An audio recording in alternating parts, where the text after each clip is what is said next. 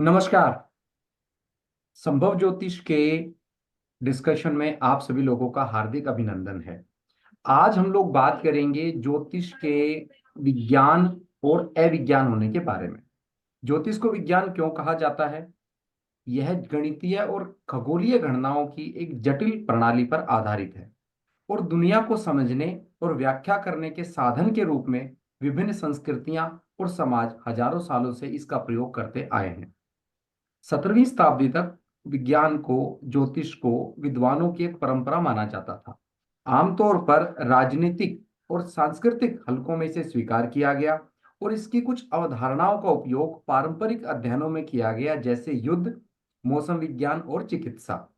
हमारे ऋषि वैज्ञानिक होने के साथ साथ एक शोधक भी थे। जो ऋषि ज्योतिष जानते थे या ज्योतिष कर रहे थे, उनमें तीन श्रेष्ठताएं देखने को मिली: तकनीकी, बौद्धिक और नैतिक ज्ञान। उन्होंने यह सिद्ध किया कि सितारों और ग्रहों की स्थिति पृथ्वी पर लोगों की घटनाओं और उनके जीवन को प्रभावित करती है। आधुनिक समय में इसको टेक्नोलॉजी, एथिक्स और मॉरल नॉलेज कहा जाता है। आज डॉक्टर, मनोवैज्ञानिक और शोधकर्ता इसी गुण सूत्र पर काम कर रहे हैं। पिछले कई सौ वर्षों में प्रसिद्ध वैज्ञानिक जोहान्स केपलर सहित कई खगोलविदों ने खुले तौर पर ज्योतिष का अध्ययन और अभ्यास किया और माना कि खगोलीय पिंडों का प्रभाव लोगों के जीवन पर पड़ता है। देश, काल, पात्र और व्यक्तित्व या बुद्धि के बीच में संबंध वैदिक ज्योतिष की बहुत अवधारणा रही है और पहले से इसे स्वीकार भी किया गया है। ज्योतिष को अक्सर दोहरे चश्मे से देखा जाता है, जो एक विज्ञान और रहस्य आश्चर्य स्रोत के रूप में देखते हैं। यह ब्रह्मांडीय विज्ञान और जादुई आकर्षण, यह दिलचस्प समायोजन है जिसमें ज्योतिषियों को सदियों से प्रासंगिक और मनोरम बनाए रखा है। भूत, भविष्य और वर्तमान की गणनाओं की सटीकता और उनका वर्णन विज्ञान और उसकी सीमा से परे हो सकता है। यही गूढ़ता इस विषय को अधिक आश्चर्य और बहुत बड़ा बनाती है। इस बारीकी और तकनीक को अधिक नजदीक से समझने के लिए हमारे साथ हैं ज्योतिष के विद्वान श्री दीपक बिसारिया जी। आपने अपना जीवन का बहुत बड़ा हिस्सा ज्योतिष विषय पर रिसर्च करने और इस विषय को आधुनिक तरीके से जनमानस तक पहुंचाने पर लगाया है। मैं निवेदन करूंगा अपनी टीम की तरफ से श्री दीपक बिसारिया जी से, वो थोड़ा सा अपना परिचय ज्योतिषीय यात्रा का हमें जरूर दें और वो कैसे भारतीय विद्या भवन के साथ जुड़े, वो कैसे गुरु श्री के एन राव जी के संपर्क में आए और उनके विश्वास पर वो आज भी खरे उतर रहे हैं ज्योतिषीय विज्ञान और मॉडर्न साइंस को मैच करने में। हाँ, नमस्कार। तो मैंने 1992 में, मतलब आज से करीबन 32 साल पहले, ज्योतिष की पुस्तकें पढ़ना एकदम शुरू करी। अब सोचता हूँ कि ऐसा क्यों हुआ, अचानक एक इतना ज्योतिष में मेरा इंटरेस्ट जागा, जीवित हुआ। एक जो कहते हैं ना, ज्योतिषी नाड़ी आपकी जागृत हो जाती है, वो हुई। और मैं हर एक जगह ढूंढता रहा, किताबें पढ़ता रहा, बहुत रिलीजन्स ऑफ इंडिया, बुद्धिज्म और बीवी रमन की सारी किताबें पढ़ डाली, जो जो भी कुछ उपलब्ध था। तो ये 36वें साल में हुआ मेरे साथ। तो जैसे राव साहब कहते हैं ना, 3672 एक बहुत महत्वपूर्ण वर्ष होते हैं जहाँ पे एक बदलाव आता है। तो 36वें साल में एकदम बाकी अपने काम वाम को एक तरह से भूलने लगा और किताबें पढ़ने लगा। फिर एक दिन मुझे ये एडवर्टाइजमेंट देखा हिंदुस्तान टाइम्स में, भारतीय विद्या भवन का। तो मैं गया भारतीय विद्या भवन, फॉर्म भरा और उसके बाद इंटरव्यू हुआ। इंटरव्यू में उस समय राव साहब भी बैठते थे, तो राव साहब बैठे। तो राव साहब ने पूछा कि मुझसे कि आपने लिखा है, आपने बहुत सारी पुस्तकें पढ़ी हैं, तो कौन कौन सी पुस्तकें पढ़ी हैं। तो उनमें मैंने राव साहब का भी नाम लिया और मुझे पता नहीं था ये राव साहब बैठे हुए हैं। तो मुस्कुराए वो। और फिर मैंने भारतीय विद्या भवन ज्वाइन किया। और 2 साल बाद उस समय एक ही क्लास होती थी, राव साहब लेते थे रिसर्च क्लास। तो 2 साल का कोर्स करने के बाद रिसर्च क्लास में राव साहब के साथ आ गया। तो और उसके बाद रिसर्च करी 1.5 साल, बहुत लंबे लंबे आर्टिकल लिखे। एक रामकृष्ण दालमिया पे लिखा, एक डॉक्टर राजेंद्र प्रसाद पे लिखा, वो राव साहब ने बहुत अप्रिशिएट किया और कहा कि बहुत अच्छा आप लिख रहे हैं और लिखते रहिए। तो बहुत आर्टिकल लिखे। उसके बाद ये जर्नल शुरू हुई 97 में, और 97 में जर्नल जब शुरू हुई तो राव के साहब के साथ 3 3 4 4 घंटे उनके घर बैठते थे, आर्टिकल्स लिखते थे, चर्चा करते थे जर्नल के लिए। तो वहां से काफी कुछ राव साहब से मिला मुझे। और सबसे बड़ी बात है, एक वो जो कहते हैं ना, इंस्पिरेशनल, प्रेरणावादी, जो एक मुझे मिला कि ज्योतिष है, कुछ ज्योतिष में जान है और ज्योतिष का ज्ञान प्राप्त करना चाहिए। क्योंकि जब राव साहब भविष्यवाणी देते थे, मेरे सामने देते थे, तो ऐसा कम लोगों को मौका मिलता है, तो मुझे ये मिला था। तो वहां से एक तरह से मेरी यात्रा ज्योतिष की शुरू हुई। सर बहुत ही सुंदर। और मैं अपनी साथी नूपुर वोहरा जी से निवेदन करूंगा कि हमारी कुछ जिज्ञासाएं हैं हम्म। ज्योतिष, वैदिक ज्योतिष और आधुनिक विज्ञान के साथ मैच होने की। तो नूपुर जी, आप अपनी जिज्ञासाएं सर के साथ साझा करें प्लीज। नमस्कार दीपक सर। नमस्कार राजदीप नमस्कार, जी। नमस्कार। सर, वैदिक super science in modern times जब हम इस चीज को पढ़ते हैं तो बहुत बेसिक से सवाल हमारे मन में आते हैं कि एस्ट्रोलॉजी एक वैदिक साइंस है जो एंशियंट टाइम से चली आ रही है। क्या ये सबसे ज्यादा एक्यूरेट और डिटेल्ड साइंस है आज तक की? ये हाउ डज इट वर्क, वो आप थोड़ा सा इस पे एनलाइटन कीजिए हमें। देखिए, ज्योतिष जरूर एक सुपर साइंस है, पर अधिकतर लोग जो हैं असमर्थ हैं समझने के लिए कि ज्योतिष क्या है। एक कारण इसके बहुत हैं। कारण ये भी है कि एक तरह से ये फैशन बन गया है कि ज्योतिष को नकारना। अब चाहे बड़े बड़े अभिनेता हो, नेता हो, वो सब ज्योतिषी के पास जाते हैं, उनको सटीक भविष्यवाणियां मिलती हैं, फिर भी वो स्वीकार नहीं करते कि हम ज्योतिष एक साइंस है। तो एक इसको में बदलाव लाना बहुत जरूरी है कि अब जैसे बहुत लोग हैं, उनको बहुत सटीक भविष्यवाणियां ज्योतिषी से मिली हैं, पर वो उसको मानने को तैयार ही नहीं है। और जैसे हम जैसे लोग जो एक तरह से पढ़ भी रहे हैं और देख रहे हैं, इतनी सटीक भविष्यवाणियां मिल रही हैं, चाहे एक आपको पामिश से मिल रही हैं, या नाड़ी से मिल रही हैं, या भृगु से मिल रही हैं, या हम ज्योतिष के जो तत्व पैरामीटर लगा रहे हैं वहां से मिल रही हैं। तो हम एक साइंटिफिकली, विज्ञान के आधार पे इन चीजों को देख पाते हैं। मैं मानता हूं कि कम से कम 5 साल जब तक आप नहीं लगाएंगे ज्योतिष में, आपको समझ नहीं आएगा कि ज्योतिष में क्या है, ज्योतिष सुपर साइंस है। राव साहब का प्रयास हमेशा रहा है कि वो रेप्लिकेशन की बात करते थे, पुनरावृत्ति की बात करते थे कि ऐसे पैरामीटर्स लाओ, ऐसे तत्व लाओ जो दोबारा दोबारा आपके पास आएंगे। तो ऐसे बहुत हम लोगों ने शोध किया। और राव साहब ने जो पुस्तक लिखी है 2004 में, ज्योतिष या सुपर साइंस, अगर आप देखें, उन्होंने बताया है कि मुगल समय से लेके और प्राचीन काल से सबके दरबार में ज्योतिषी होते थे। अब बाद में ज्योतिष, जैसे राजदीप ने भी बताया कि 1700 से पहले जो ज्योतिष जो था, हर एक दरबारों में राजाओं के साथ एक ज्योतिषी होते थे, भविष्यवाणी देते थे, वो सलाह लेते थे। पर उसके बाद ज्योतिष जो है एक दुकानदारी हो गई, जी। मुगलों के डर से, इन्वेजन के डर से। तो वहां पे क्या है कि जो लोग रहस्य ज्योतिष का समझ भी गए थे, विज्ञान के रूप में लोगों ने इसको समझ भी लिया था, वो भी दूसरों के साथ बांटते नहीं थे। जबकि 1700 से पहले अगर आप देखें, चाहे वराहमिहिर का समय हो, चाहे बृहद पराशर हो ऋषियों का, जहाँ पे प्रिंटिंग भी नहीं होती थी, पर वो सबको सिखाते थे।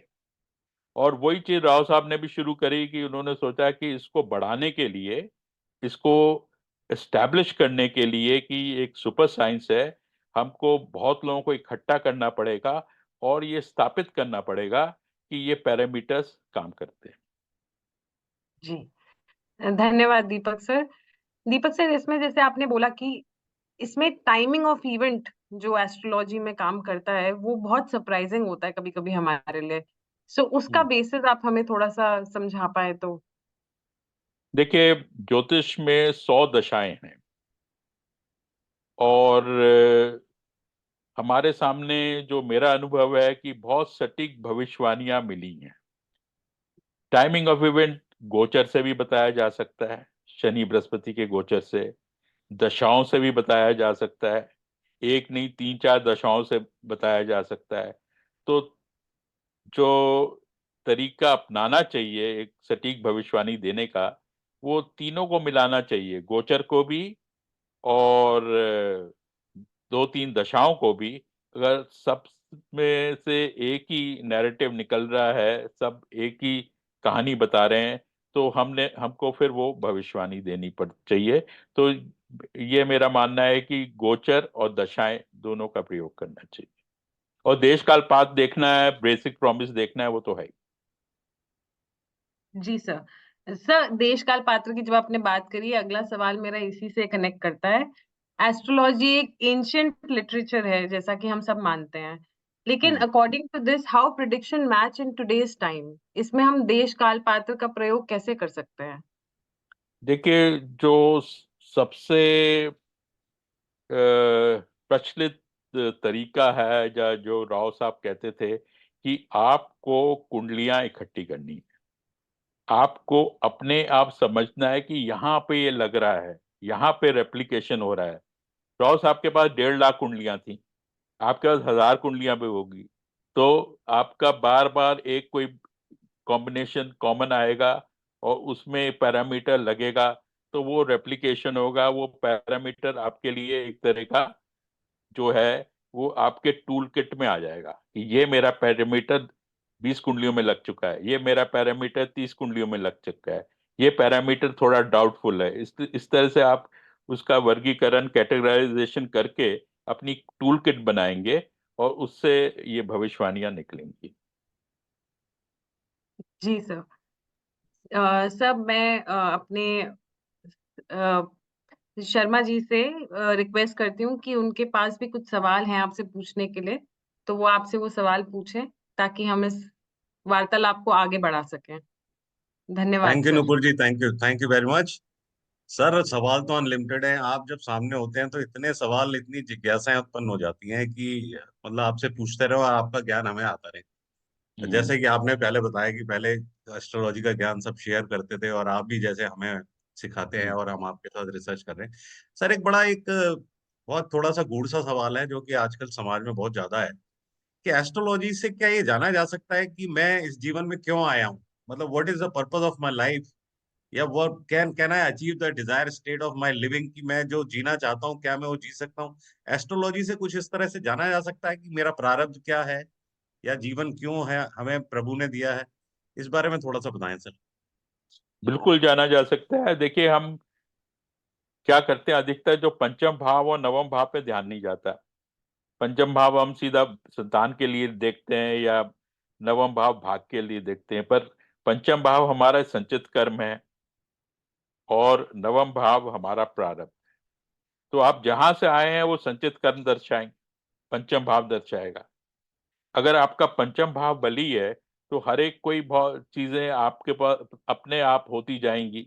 यानी कि आपका जो भाग्य है वो अच्छा है, नवम भाव अच्छा है, मतलब इस जीवन में आपको क्या मिला है, तो इस जीवन में क्या है वो नवम भाव से देखिए, और पंचम भाव भी मिला लीजिए, नवम से नवम है। और जो जहां से आप आए हैं, जिस श्रेणी के हैं आप, जो कैटेगरी मतलब वर्गीकरण करना है या जो भी है, वो कुछ हद तक जो है पंचम भाव दर्शाता है। तो 1-5-9 भावों को का अध्ययन करके, और जैसे मैंने बताया है कि ये प्रैक्टिस, अभ्यास करते करते करते ये कहीं ना कहीं आपको दिखाई दे जाए।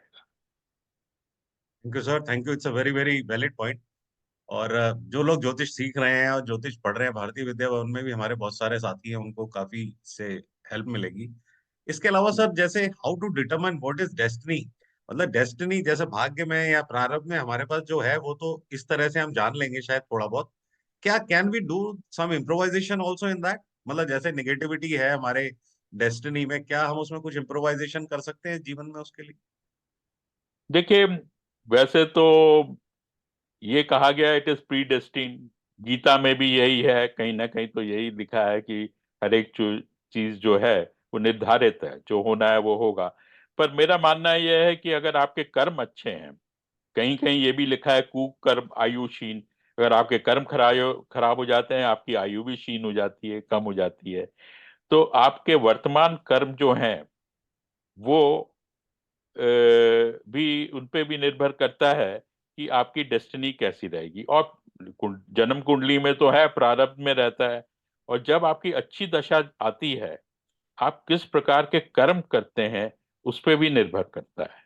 मान लीजिए कि आपकी में आपको सब सुविधाएं मिल गई हैं, अब उसका आप दुरुपयोग करेंगे, बहुत पैसा आ गया है, तो क्या है कि वो आपके कर्म खराब हो जाएंगे। तो जैसे जो हमारे ग्रंथों में कहा है, गीता में भी लिखा हुआ है, निष्काम कर्म करते रहना चाहिए। तो ज्योतिष में आप ये भी सीख लेते हैं कि जीवन कैसे व्यतीत करना है। जीवन को आपको जो स्थितियां जीवन में उत्पन्न होती हैं, चाहे अपॉर्चुनिटीज आ रही हैं, चाहे समस्याएं आ रही हैं, उनको कैसे हैंडल करना है। और कर्म आधारित है, हर एक चीज कर्म आधारित है।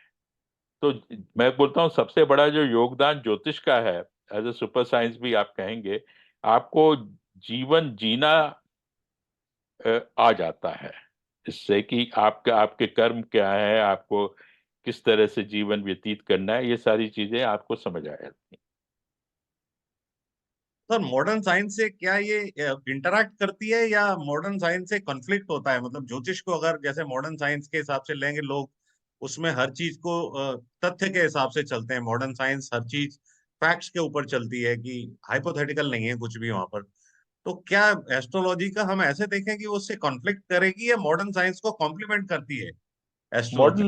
मॉडर्न साइंस को कॉम्प्लीमेंट करती है। देखिए, जो मॉडर्न साइंस जो है विज्ञान है, रेप्लिकेशन, मतलब आप अगर एक पैरामीटर्स डेवलप कर रहे हैं, जो हमारे साथ समस्या ये है कि ज्योतिष एक सुपर साइंस है, पर लोग मानने को तैयार नहीं है, क्योंकि उनके दिमाग में बैठा हुआ है। जैसे अंग्रेजी प्रेस ने काफी कुछ ज्योतिष के विरोध, जो जिसको मौका मिल जाता है, जैसे मैंने बताया, एक फैशन ही हो गया है कहना कि हम ज्योतिष को जो मानते नहीं है।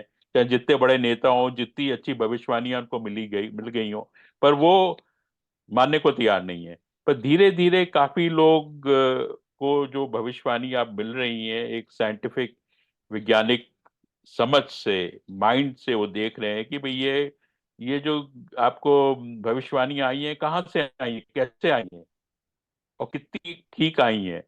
तो उस तरह से हमको भी रेप्लिकेशन द्वारा, रिसर्च द्वारा ये एस्टेब्लिश करना होगा कि ज्योतिष एक सुपर साइंस है, नहीं ना केवल साइंस है, एक सुपर साइंस है। आप भविष्यवाणी कर सकते हैं, लोगों को जीवन जीना सिखा सकते हैं, कितना बड़ा योगदान है। और इसको जैसे कहते हैं कि अंधविश्वास है, बिल्कुल गलत है। अब कुछ ज्योतिषी हैं, अब राव साहब के हम लोग संपर्क में आए, तो हम लोग को एक लिविंग एग्जाम्पल मिल गया कि देखिए कैसी सटीक भविष्यवाणी कर रहे हैं। अब कहीं आप दूसरे इंस्टीट्यूट में जाएं, वहां पे अंधाधुन भविष्यवाणियां करते हैं, तीर चलाते हैं, वहां पे कुछ मिलता नहीं है। बहुत जगह ये हो रहा है। तो क्या है कि ज्योतिष का जो रेपुटेशन है वो खराब हो रही है। तो हमको एक रिसर्च द्वारा, साइंटिफिक रिसर्च द्वारा एस्टेब्लिश करना है कि जैसे मैंने बताया, ज्योतिष द सुपर साइंस में राव साहब ने किया है। बहुत उदाहरण दिए हैं पॉलिटिशियंस के, सबके, जो जितने भी सफल भविष्यवाणियां थी, बहुत उदाहरण दिए उन्होंने। जैसा कि सर हम लोगों ने भारतीय विद्या भवन में हम लोग पढ़ते भी हैं और आपस में डिस्कशन में भी करते हैं कि ज्योतिषी शायद गलत हो सकता है, लेकिन ज्योतिष गलत नहीं है। तो हम लोग तो उसी सिद्धांत पे चलते हैं। और राव साहब ने जैसे अमेरिका में भी जाके काफी क्लासेस लिए और लेक्चर दिए, और there are lot of people in the western world जो लोग की ज्योतिष को फॉलो भी कर रहे हैं और काफी उसमें कर रहे हैं। तो वेस्टर्न वर्ल्ड में मेरे ख्याल से ज्योतिष की थोड़ी मान्यता बढ़ रही है। जैसा आपने भी कहा कि साइंस के साथ कॉम्प्लीमेंट कर रहा है, तो I think it should be better for the world. एक छोटी सी बात और थी सर, कि जनरली ज्योतिष से भविष्यवाणियां भी होती हैं और पास्ट भी बताया जाता है। तो ज्योतिष नटशेल में क्या वर्ल्ड वाइड एक निगेटिव चीज की तरफ डाइवर्ट करती है या पॉजिटिव की तरफ? जैसे किसी को भविष्यवाणी कर दी जाती है कि उसका कुछ बुरा होने वाला है या आगे उसके लिए निगेटिविटी है, तो does it affect negative way, या आदमी उसको इम्प्रोवाइज करने के लिए इसे पॉजिटिव वे में लेता है? आज के समय में ज्योतिष को कैसे देखा जाए? मतलब it creates a positive effect और it is more towards the negativity? देखिए, ये निर्भर करता है ज्योतिषी पे। उसको जैसे ज्योतिषी की क्वालिटीज जो बताई गई है, उसमें उसको एक डॉक्टर की तरह व्यक्ति की साइकोलॉजी समझ के उसको, क्या उसके लिए आप किसी को बोल देंगे कि आपको ये बीमारी हो जाएगी तो बहुत गलत है।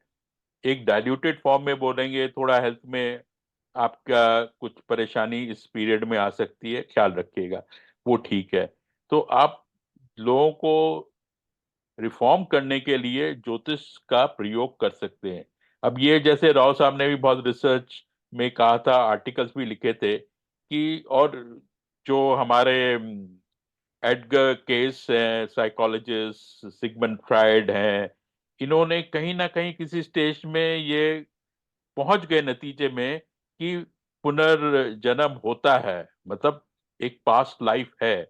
पहले तो अगर आप एक जो साइकोलॉजिस्ट के पास जाएंगे, साइकियाट्रिस्ट के पास जाएंगे, वो आपको बोलेगा कि आपके बचपन में क्या हुआ था, कोई ऐसा इंसिडेंट हुआ था जिसके ऊपर आपका इम्पैक्ट हुआ, इसलिए आपकी साइकोलॉजी ऐसे है। पर जो पहुंचे हुए साइकोलॉजिस्ट भी हैं, वो भी ये मानते हैं कि पास्ट लाइफ का कुछ ना कुछ संस्कार आते हैं। और हम ज्योतिषी तो कहते ही हैं कि आपके पास्ट लाइफ के संस्कार हैं, जो संस्कार आपके आए हैं उसका, उसको कैसे ठीक किया जाए। तो जहाँ पे मेंटल इश्यूज को रिजॉल्व करने की बात है, ज्योतिष से बड़ा कोई आपके पास टूल हो ही नहीं सकता। मतलब आप ये मान के चलिए कि जो साइकोलॉजी में है, जो ये सब जो है, इससे कोई क्योर नहीं है, ज्योतिष से ज्यादा अच्छा क्योर है। तो एक तरह से व्यक्ति को भी रिफॉर्म कर सकते हैं, both at physical and mental level. उसको एक डायरेक्शन दी जा सकती है कि उसको जीवन कैसे व्यतीत करना चाहिए और जीवन में क्या करना चाहिए, पूरी की पूरी गाइडेंस मिल सकती है। Nutshell it should be treated as a positive impact on the society. तो जो यस, लोग बट हमारे वो साथी हैं, हाँ हाँ हाँ। या please please carry on sir, या नहीं नहीं, पर या वो ये है कि ज्योतिष जो है वो अनस्क्रूपलस है। मतलब ज्योतिष पैसा कमाने के लिए आपको डरा भी देंगे। तो ये वर्ल्ड वाइड हो रहा है। अब जैसे अमेरिका में जो है, वो कोई क्योंकि स्यू कर देते हैं तो वो साइकोलॉजी के अलावा कुछ नहीं बताते। मतलब अच्छा टाइम है, बुरा टाइम है, mentally you will be happy, यही बताते हैं। पर जो मैं जापान में देखा है, जापान में, चाइना में बहुत पुराना ट्रेडिशन है ज्योतिष का, मानते हैं, उनकी अपनी ज्योतिष है। ग्रीस में है, और रशिया में है। रशिया में दबा दिया गया था कम्युनिस्ट ने, पर वहां के लोग अब उभर के आ रहे हैं, ज्योतिष में बहुत विश्वास करते हैं। हालांकि मैं ये कहता हूं कि उनके पास कोई, मतलब हमारे तरह की ज्योतिष नहीं है, फिर भी विश्वास इतना है। तो अगर उनको सही भविष्यवाणियां दी जाएं, और हम लोग जैसे राव साहब गए थे, राव साहब ने जिस तरह से भविष्यवाणियां दी और लोगों को बताया ज्योतिष का आधार क्या है, ज्योतिष क्या है, तो काफी लोग, चाहे आपके कुछ भविष्यवाणियां गलत हो, कुछ ठीक हो, पर फिर भी विश्वास बहुत है, मेरे ख्याल से पूरे दुनिया में बहुत विश्वास। ये तो राव साहब ने हमेशा कहा है कि गलत भविष्यवाणियों से अगर हमसे हो जाती है गलती, इट्स ह्यूमन एरर, तो हम्म। हमें उससे घबराना नहीं चाहिए। और इन नटशेल ऐसा ही लगा आपने जो कुछ बताया कि उससे ज्योतिष का इम्पैक्ट सोसाइटी में पॉजिटिव ज्यादा है इंस्टेड ऑफ बीइंग नेगेटिव। हम्म। और जैसा कि प्रिंसिपल ये भी है कि ज्योतिष गलत नहीं है, ज्योतिषी ही या प्रिडिक्शन करने वाला गलत हो सकता है। जैसे एक प्रैक्टिसिंग डॉक्टर शायद गलती कर सकता है, लेकिन मेडिकल साइंस गलत नहीं है। तो मेरे पास सवाल तो बहुत ज्यादा रहते हैं, क्योंकि आप सामने होते हैं तो सर बहुत जिज्ञासाएं बढ़ जाती हैं, पर टाइम की लिमिटेशन रहती है। और इन नटशेल ये वीडियो मेरे ख्याल से हमारे साथियों के लिए और भारतीय विद्या भवन में भी लोगों के लिए काफी बेनिफिशियल रहेगा। I request Rajdeep to conclude, और आपकी अगर कुछ जिज्ञासा है तो आप सर से पूछें प्लीज। बहुत बहुत धन्यवाद शर्मा जी। और कुछ चीजें हैं जो मैं सर के साथ साझा करना चाहता हूँ, और सर का विशेष अनुभव हमें चाहिए होगा। जैसे सर ने अभी बताया कि हर सभ्यता जो है वो ज्योतिष को मानती रही है। चीनी, हिंदू, इस्लामी, यहूदी, तिब्बती और पश्चिम जो वेस्टर्न है, वो ज्योतिष को ब्रह्मांड और मानव मामलों के बीच में अलग अलग संबंधों को अलग अलग अंतर्दृष्टि से देखते रहे। मानते सभी रहे, लेकिन क्योंकि हिंदू ज्योतिष जो है उस पर उतना गहन अध्ययन या रिसर्च नहीं हो पाया जो कि होना चाहिए था। राव साहब के आने के बाद ये रिसर्च बहुत तेजी से हुआ।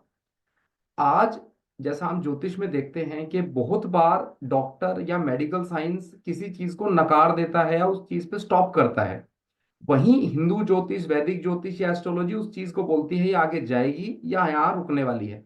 सर, आप इससे कितना आ, हमारे साथ एग्री हैं कि जो मेडिकल साइंस एक बार किसी चीज को रोकता है या उस चीज पे आगे जाने के लिए मना करता है, वहीं ज्योतिष ये कहता है कि हाँ ये चीज हो सकती है, ये कितना प्रूवन है?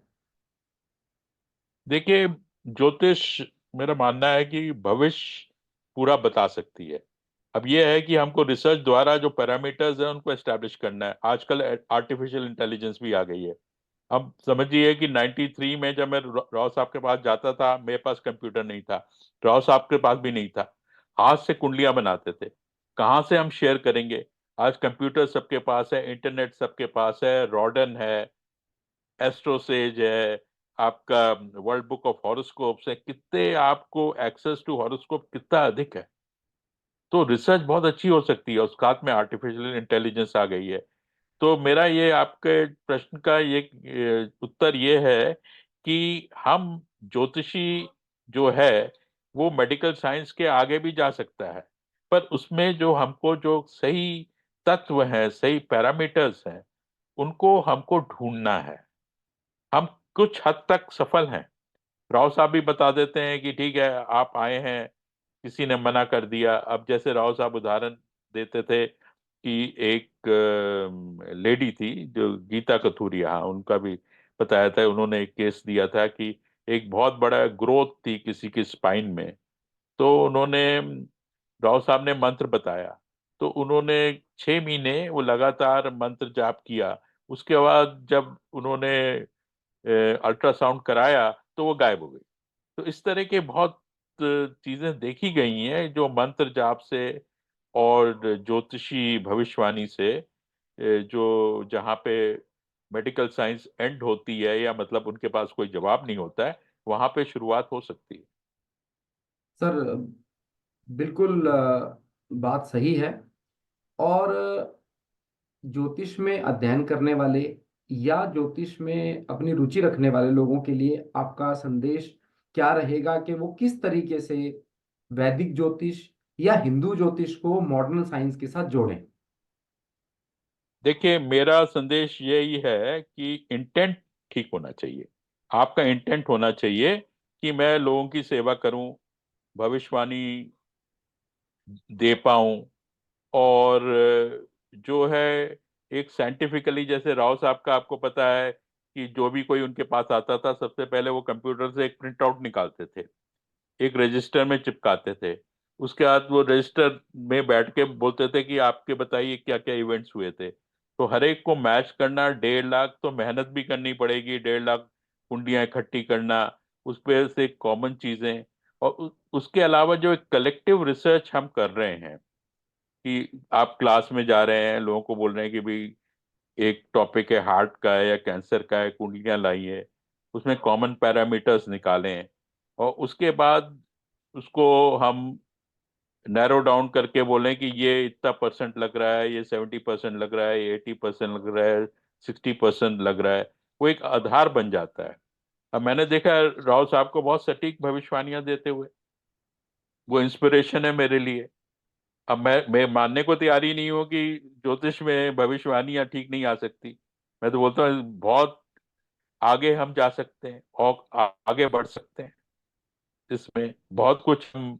और वही रासवा भी कहते थे कि जब तक आप रेप्लिकेशन नहीं करेंगे, जब तक आप रिसर्च नहीं करेंगे, जब तक आप कलेक्टिव रिसर्च नहीं करेंगे, एक दो दूसरे से शेयर नहीं करेंगे, जब तक आप ज्योतिष को आगे नहीं ले जा पाएंगे। तो मेरा यही संदेश है कि सब लोग मिलजुल के काम करें, रिसर्च को बढ़ाएं, और इंटेंट साफ रखें अपना। अच्छा, सर, इतने कम शब्दों में अपनी बात वैदिक ज्योतिष को मॉडर्न साइंस के साथ मैच करने के लिए जो आपने आज हमारे साथ साझा की, मैं संभव ज्योतिष की टीम की तरफ से, नूपुर जी की तरफ से, धर्मनारायण शर्मा जी की तरफ से आपका बहुत बहुत धन्यवाद करता हूं। और आशा करता हूं एक नए विषय के साथ हम बहुत जल्द आपके साथ जुड़ेंगे। नमस्कार। नमस्कार। नमस्कार। नमस्कार सर, नमस्कार। नमस्कार।